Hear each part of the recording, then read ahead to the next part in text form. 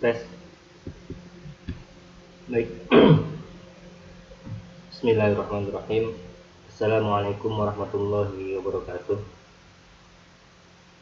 Innal hamdalillah nahmaduhu wa nasta'inuhu wa nastaghfiruh wa na'udzu billahi min shururi anfusina wa min sayyiati a'malina. Man yahdihillahu fala mudhillalah wa man yudlilhu fala hadiyalah. Asyhadu an la ilaha illallah wa asyhadu anna Muhammadan abduhu wa rasuluhu. Rabbi shrah li sadri wa yassir li amri wahlul 'uqdatam min lisani yafqahu qawli. Amma ba'd. Alhamdulillah, puji syukur kita panjatkan kepada Allah Azza wa Jalla yang telah memberikan kita nikmat iman, nikmat Islam, nikmat sehat, nikmat kuat, nikmat kesempatan, sehingga pada kesempatan kali ini kita dapat melanjutkan perkuliahan kita di mata kuliah ekonomi publik Islam. Salawat serta salam mari kita aturkan kepada junjungan alam kita, kepada Nabi besar kita, kepada Nabi terakhir kita, Nabi Muhammad Rasulullah SAW. Allahumma sholli ala Muhammad wa ala ali Muhammad.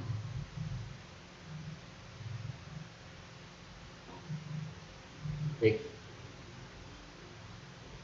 insyaallah pada kesempatan kali ini kita mencoba bersama-sama membahas tentang peran BUMN, BUMD atau BUMDes ya di Indonesia. Karena salah satu pendapatan negara sebagai pengelola keuangan yaitu salah satunya dari BUMN, BUMS juga.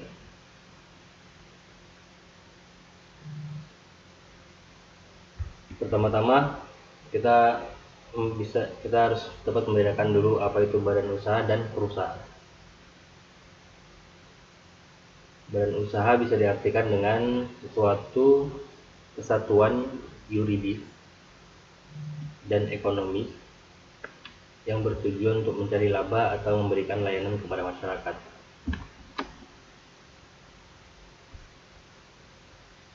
Yuridis di sini menggambarkan bahwa peraturan yang sudah dibentuk untuk mengatasi permasalahan hukum. Jadi sudah ada hukumnya ya, badan usaha di Indonesia. Kemudian kalau perusahaan itu bisa diartikan sebagai suatu kesatuan faktor-faktor produksi yang melakukan kegiatan produksi untuk menghasilkan barang dan jasa.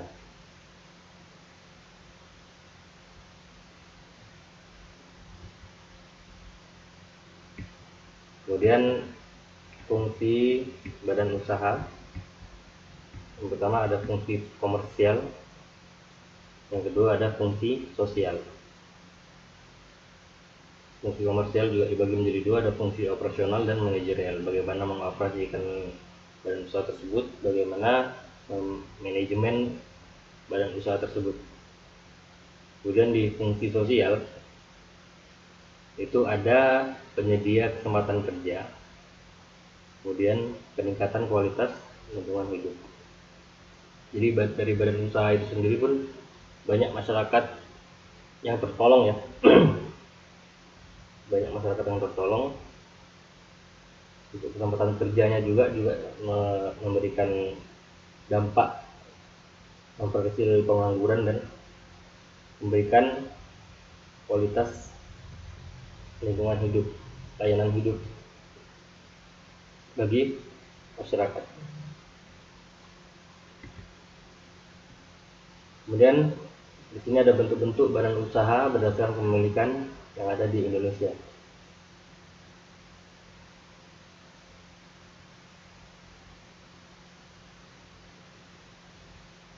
Pertama ada BUMN, badan usaha milik negara itu ya. Berarti kepemilikannya otomatis punya negara. Kemudian ada BUMS atau badan usaha milik swasta. Kepemilikannya milik perorangan. Kemudian ada juga koperasi. Koperasi ini juga merupakan salah satu badan usaha yang kepemilikannya ini adalah bareng-bareng yang berlandaskan kekeluargaan ya.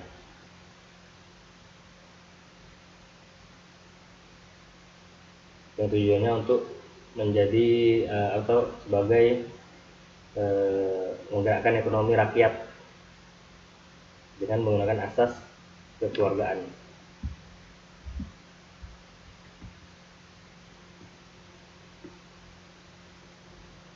Pertama BUMN. BUMN ini pengertiannya adalah badan usaha milik negara, sesuatu kesatuan yuridis, ekonomis yang seluruh atau sebagian modalnya dimiliki oleh negara melalui penyertaan secara langsung yang berasal dari kekayaan negara dengan tujuan untuk mencari keuntungan.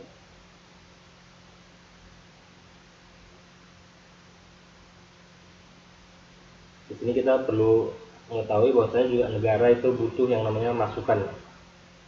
Karena negara butuh masukan juga, makanya negara bangun yang namanya BUMN. Jadi macam-macam pendapatan negara yang kita tahu kan, kalau di Indonesia ada yang namanya pajak ya. Kalau BUMN ini sebagai pendapatan negara non pajak. Kenapa? Karena negara juga punya hak dan kewajiban ya. Jadi kalau haknya kita membayar pajak atau membayar iuran lah ya, pajak. Kemudian kewajiban negara untuk mengayomi masyarakat atau melindungi masyarakat, memberikan perlindungan kepada masyarakat dengan uang kita tadi, pajak kita tadi. Jadi ada istilahnya dari rakyat untuk rakyat kan.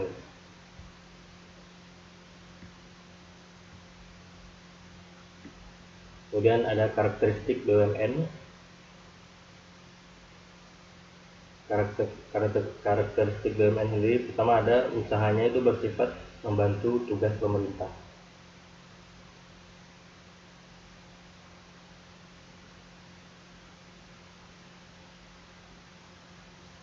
Contohnya misalnya BUMN yang kita tahu misalnya apa? Ada bank, misalnya bank BUMN, atau ada perum bulog dan lain sebagainya. Itu kan memang sifatnya, tugasnya itu untuk membantu pemerintah. Kemudian karakteristik yang lain adalah menghasilkan barang yang karena pertimbangan keamanan dan kerahasiaan yang dikuasai oleh negara. Kemudian BUMN ini dibentuk berdasarkan peraturan undang-undang dan berlaku dan harus dimiliki dan dikelola oleh pemerintah. Kemudian dibentuk untuk melaksanakan kebijakan pemerintah tertentu atau yang bersifat strategis. Kemudian dibentuk dengan tujuan untuk melindungi keselamatan dan kesejahteraan masyarakat, dan usahanya bersifat komersial dan fungsinya dilakukan juga oleh swasta. Jadi baik BUMN maupun swasta itu sama-sama bersifat komersial.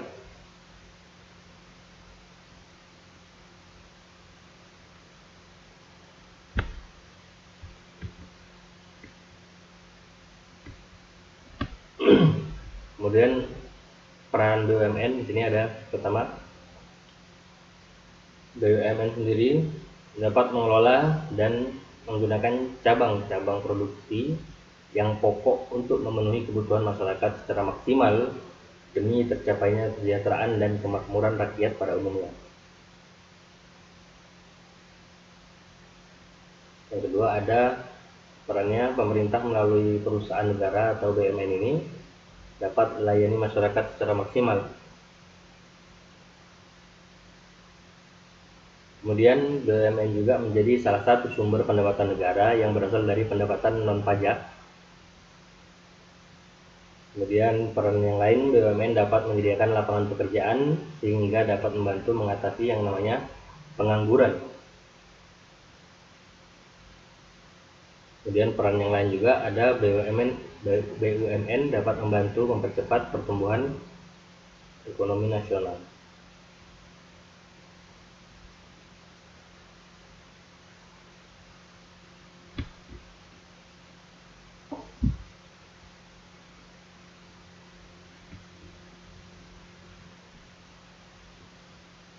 Kemudian di sini ada bentuk-bentuk BUMN ya, bentuk-bentuk badan usaha milik negara. Pertama itu ada perusahaan jawatan atau biasa disingkat Perjan. Cuman Perjan ini sekarang udah nggak ada lagi ya, udah nggak ada lagi. Kemudian ada perusahaan perseroan atau biasa disingkat dengan Persero. Kemudian ada perusahaan umum atau biasa sering disingkat dengan Perum.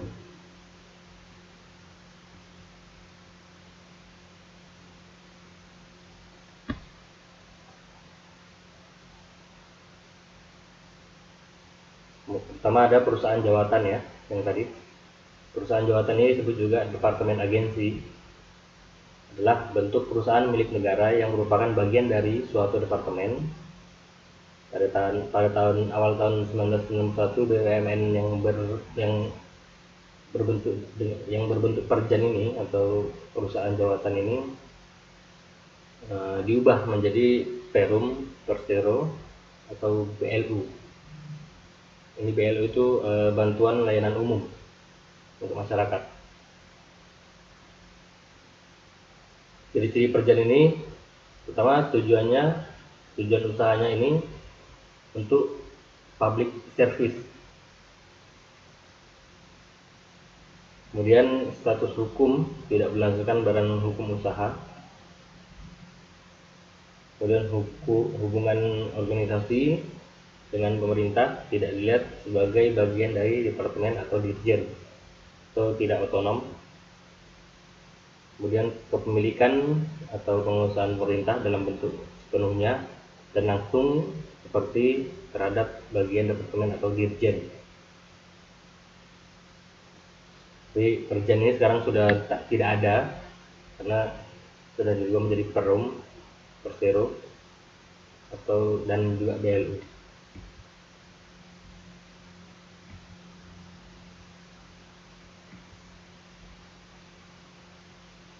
Kemudian bagian-bagian dari BUMN yang lain ada yang namanya Persero ya, perusahaan perseroan,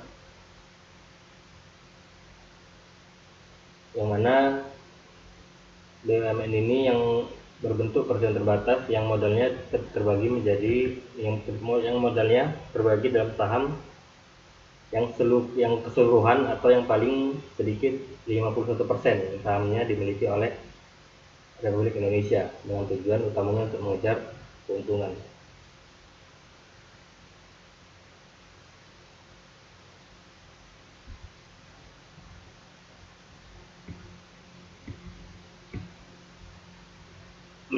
Berikut ciri-ciri Persero. Pertama ada pendirian Persero diusulkan oleh Menteri kepada Presiden.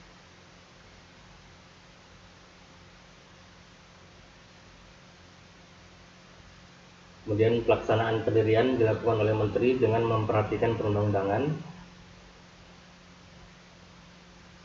Kemudian ciri yang lain, statusnya berupa perusahaan terbatas yang diatur berdasarkan undang-undang. Kemudian modalnya berbentuk saham.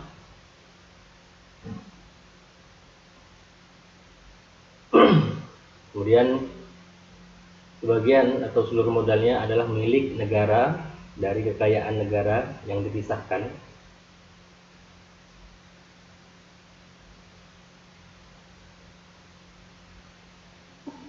Kemudian organisasi Persero ini adalah RUPS atau Rapat Umum Pemegang Saham, direksi juga dan komisaris. Kemudian ciri yang lain, menteri yang ditunjuk memiliki kuasa sebagai pemegang saham milik pemerintah. Kemudian apabila seluruh saham dimiliki oleh pemerintah, maka menteri berlaku sebagai RUPS, pemegang saham, rapat pemegang saham, Jika hanya sebagian, maka sebagai pemegang saham perseroan terbatas.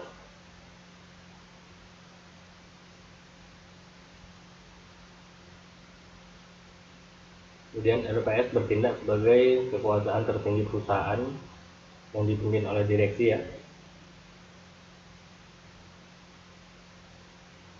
Kemudian laporan tahunan diserahkan ke RPS untuk disahkan. Kemudian tidak mendapatkan fasilitas negara. Tujuan utama memperoleh laba, ciri-cirinya. Kemudian ciri-ciri terakhir, hubungan-hubungan usaha diatur dalam hukum perdata.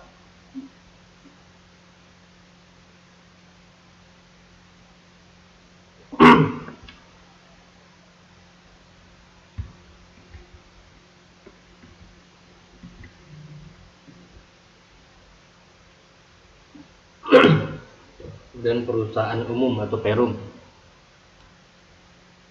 Perum adalah perusahaan negara yang bergerak dalam bidang usaha pelayanan umum yang modal seluruhnya berasal dari negara dan dipisahkan dari APBN atau anggaran pendapatan dan belanja negara. Tujuan utama Perum adalah untuk melayani kepentingan umum dan di samping itu juga untuk mencari keuntungan atau laba. Contohnya kayak Perum Bulog gitu ya, kan BUMN. Jadi membantu pemerintah juga dalam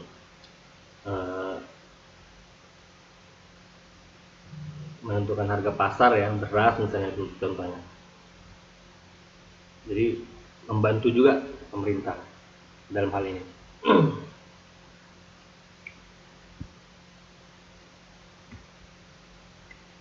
Ciri-cirinya, ciri-ciri Perum itu adalah pertama, sifat utamanya melayani kepentingan masyarakat umum.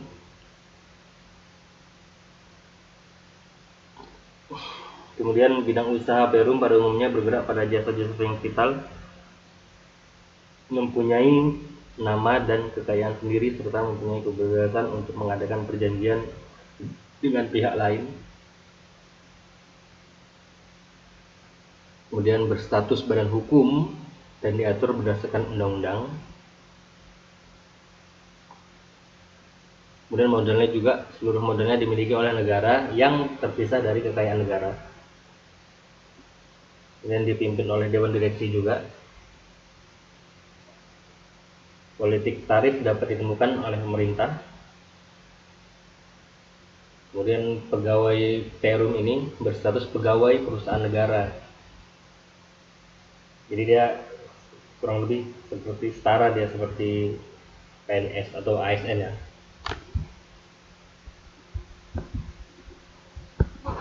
Kemudian organisasi, tugas, wewenang, tanggung jawab, serta pengawasan diatur secara khusus.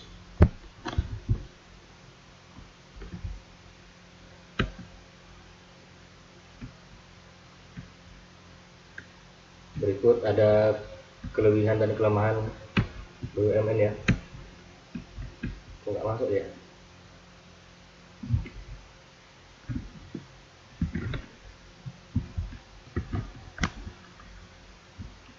Ini ada kelebihan dan kelemahan BUMN.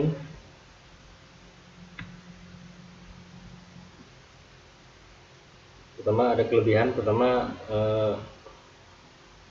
memimpin cabang-cabang yang menguasai hajat hidup orang banyak. Kemudian permodalan berasal dari kekayaan negara sehingga kelangsungan usahanya terjamin. Kemudian usahanya mendapat dukungan dari negara karena sebagai sumber pendapatan negara. Itu kelebihan-kelebihan dari BUMN. Kemudian ada kelemahannya. Pertama, dapat menimbulkan monopoli atas aset yang vital. Ya, kita balik lagi misalnya Perum Bulog ya. Bulog mau tidak mau memang ada sedikit banyaknya monopoli urusan logistik, bagian logistik. Misalnya contohnya beras ya. Tapi dengan monopoli itu ada tujuannya untuk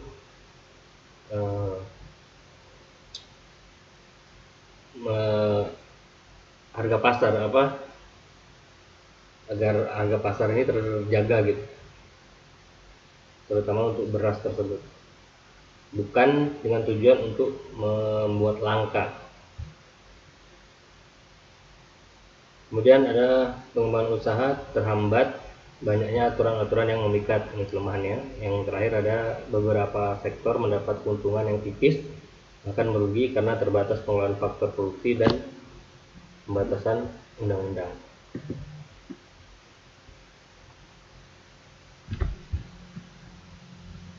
Kemudian badan usaha milik negara, badan usaha milik daerah. Ini juga kurang lebih sama dengan BUMN ya. Cuman ini dikelola oleh daerah per daerah.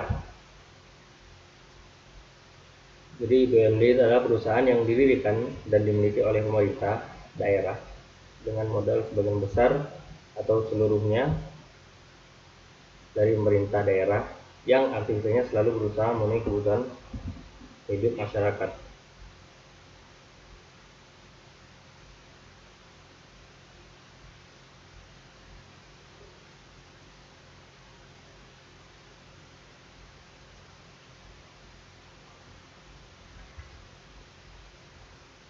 Kemudian peran BUMD juga pertama meningkatkan pertumbuhan perekonomian daerah pada khususnya dan perekonomian nasional pada umumnya.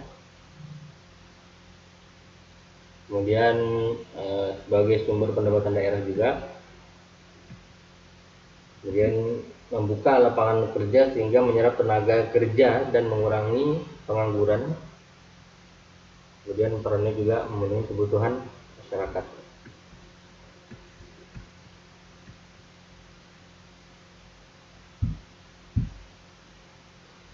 Berikut kelemahan dan kelebihan BUMD. Pertama, kegiatan BUMD. Kelebihan BUMD pertama, kegiatan ekonomi yang dilakukan untuk melayani kepentingan umum. Kemudian kelebihan yang lain, modal berasal dari kekayaan negara, kurang lebih sama ya. Terus apabila menderita kerugian, mengalami kerugian, pemerintah yang menanggungnya. Kemudian status pegawai diatur oleh peraturan pemerintah atau daerah. Kemudian memperoleh fasilitas dari negara.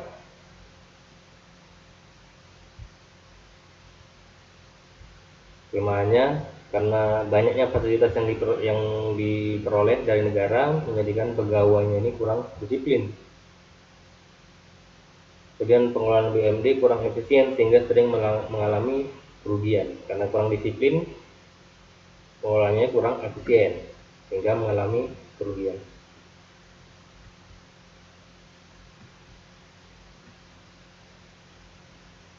Kemudian ada BUMS, badan usaha milik swasta. Badan usaha yang seluruh modalnya dimiliki oleh swasta yang bertujuan untuk mencari laba. Namanya badan usaha ya otomatis mencari laba ya tujuannya.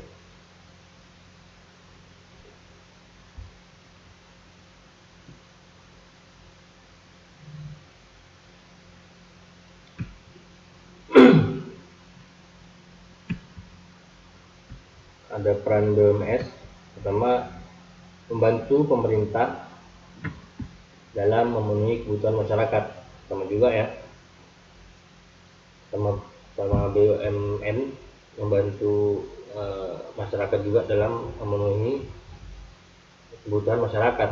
Tapi kalau di sini BUMS ini malah membantu pemerintah ya untuk memenuhi kebutuhan masyarakat. Kemudian juga menambah pendapatan negara. Kenapa? Karena orang yang semakin banyak berwira swasta atau swasta lah ya, otomatis kan dia juga membayar pajak kan, yang mau tidak mau otomatis pajak tersebut nanti akan menjadi pendapatan negara. Kemudian juga sama membuka kesempatan kerja untuk masyarakat di dalam negeri tersebut.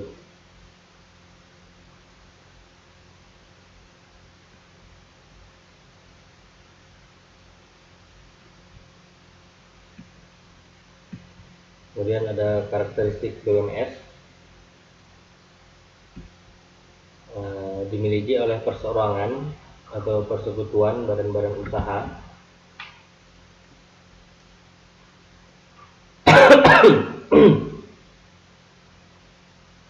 Kemudian pemilik dapat bertindak sebagai pengelola, dapat juga hanya sebagai pemilik, tetapi pengelolanya diserahkan kepada pihak-pihak lain yang lebih profesional.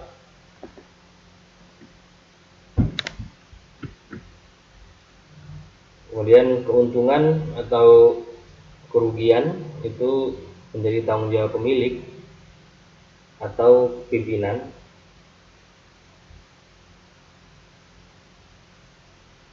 Keberhasilan atau kegagalan badan usaha sangat tergantung pada kecakapan pemilik atau pimpinan.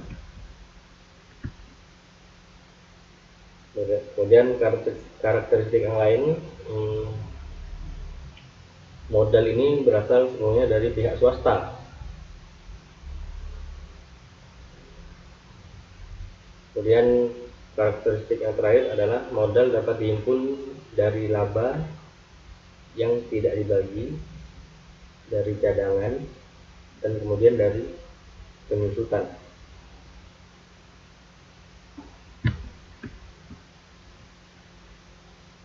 Kemudian modal dapat diperoleh dari lembaga keuangan, baik bank maupun non-bank.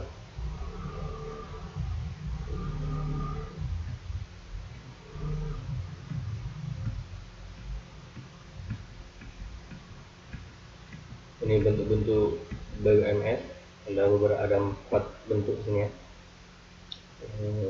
Kita tahu ada perusahaan perseorangan atau biasanya dengan PO, kemudian ada firma, ada CP, dan ada PT.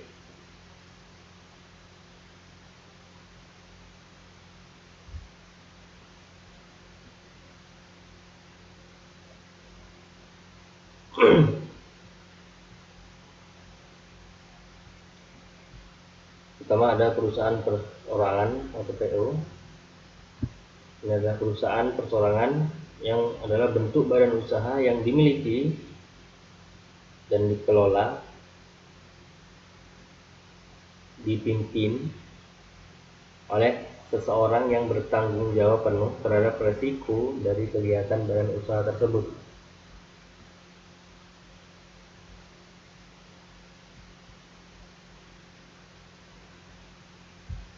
Ciri-cirinya apa?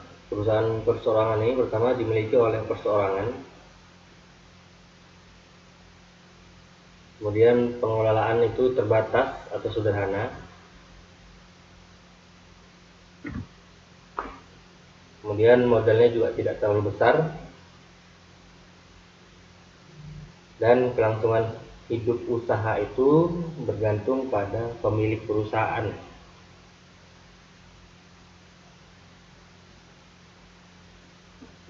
Jadi perusahaan perseorangan ini biasanya perseorangan ya, tidak ada kerjasama dan lain sebagainya.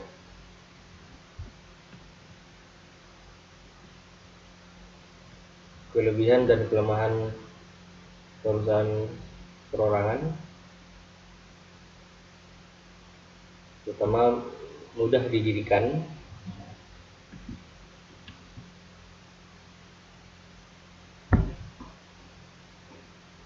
yang kedua organisasinya sederhana, kemudian kelebihan selanjutnya pengelolanya itu fleksibel dan bebas, kemudian kerahasiaan usaha itu terjamin.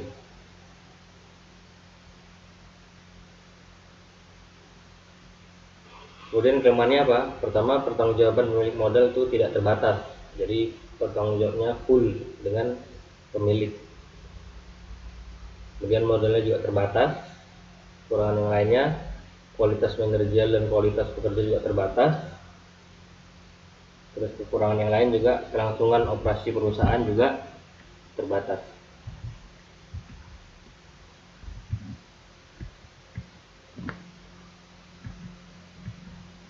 Kemudian ada firma.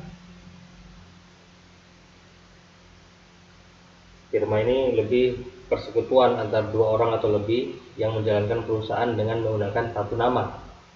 Jadi ya ini kalau ini kebalikannya PO tadi ya, kalau perorangan, kalau ini persekutuan deh, bisa dua atau lebih dengan menggunakan nama usahanya itu satu nama, nggak tiga nama atau dua nama, jadi satu nama. Jadi kayak berserikatan gitu.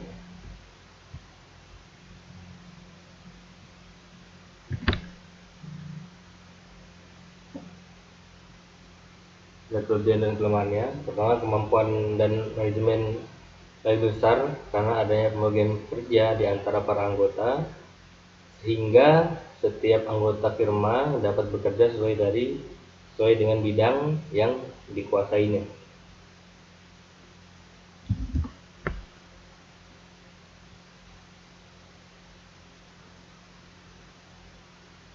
Kemudian pendirian firma juga relatif lebih mudah karena tidak memiliki akta pendirian. Kelangsungan perusahaan juga terjamin. Pengumpulan modal dapat diperoleh lebih besar dari pada perseorangan atau PO tadi.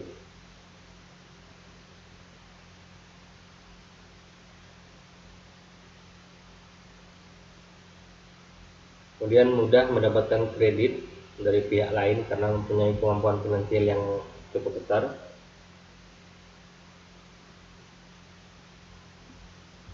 Kemudian resiko lebih ringan karena resiko firma itu ditanggung tidak sendiri, namun ditanggung bersama-sama oleh para pemilik.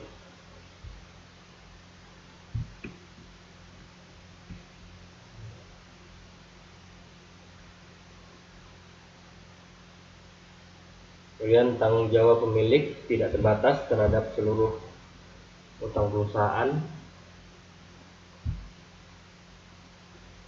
Ini kekurangannya. Kemudian kesulitan dalam pengaturan kepengurusan atau manajemen karena semua pemilik dapat mengatur jalannya perusahaan.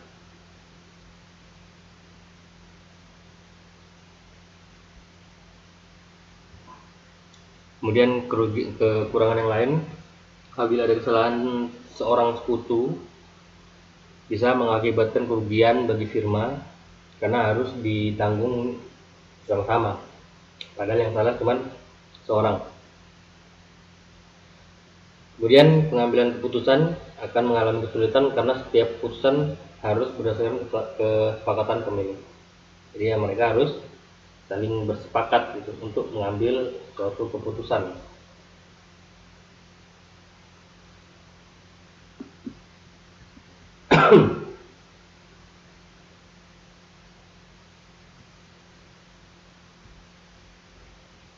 Kemudian ada CT ya, atau bentuk badan usaha yang didirikan dan dimiliki oleh dua orang atau lebih untuk mencapai tujuan bersama dengan tingkat keterlibatan yang berbeda-beda di antara anggotanya.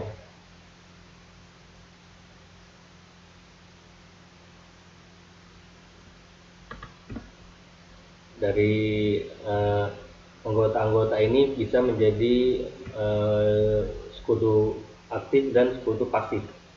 Jadi kalau yang di firma tadi kan sama semua ya posisinya. Kalau di CV ini ada dua sekutu aktif dan sekutu pasif.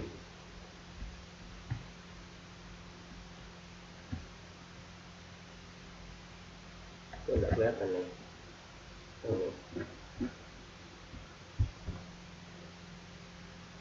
Sekutu aktif itu dia jadinya aktif menjalankan perusahaan. Kalau sekutu pasif itu hanya menyetorkan modal saja tanpa menjalankan perusahaan. Kemudian sekutu aktif itu bertanggung jawab penuh terhadap segala harta kekayaan perusahaan. Kemudian kalau sekutu pasif itu tanggung jawabnya hanya sebatas pada modal yang diserahkan.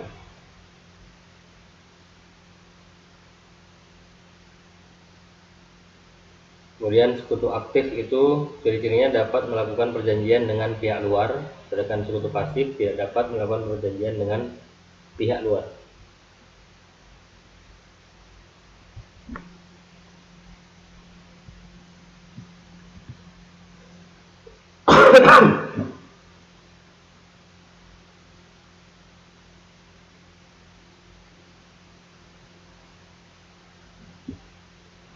Kemudian ada perseroan terbatas.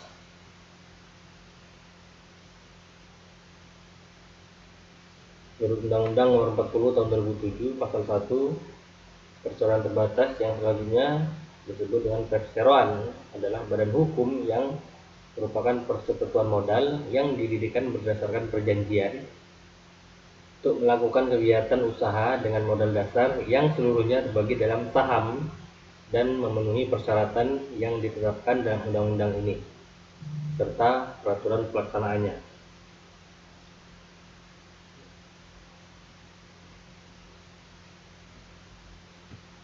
Kemudian karakteristik PT, pemiliknya adalah para pemegang saham.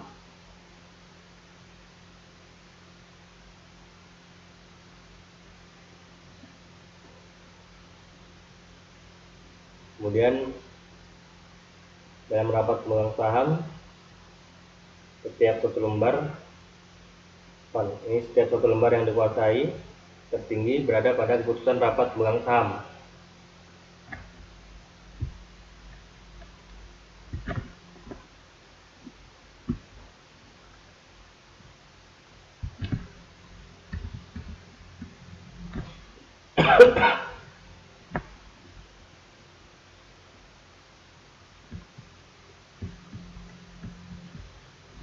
Kemudian merupakan suatu perkumpulan modal dimiliki berarti satu suara. Kemudian karakteristik lainnya bertujuan mencari laba yang sebesar-besarnya. Keuntungan dibagi atas dasar modal yang disetor. Selanjutnya pemilik dan pengelola itu dipisahkan. Dan terakhir unit usahanya didasarkan pada kebutuhan konsumen atau pasar. Ini beberapa karakteristik perseroan terbatas. Baik, mungkin kita cukupkan pada materi hari ini. Jika ada pertanyaan, diskusi ataupun sanggahan dan lain sebagainya bisa lanjut di grup WA ya. Mohon maaf atas segala kekurangan, kesalahan, kepada Allah saya mohon ampun. Subhanakallahumma wa bihamdika asyhadu an la ilaha illa anta astaghfiruka wa atubu ilaik. Assalamualaikum warahmatullahi wabarakatuh.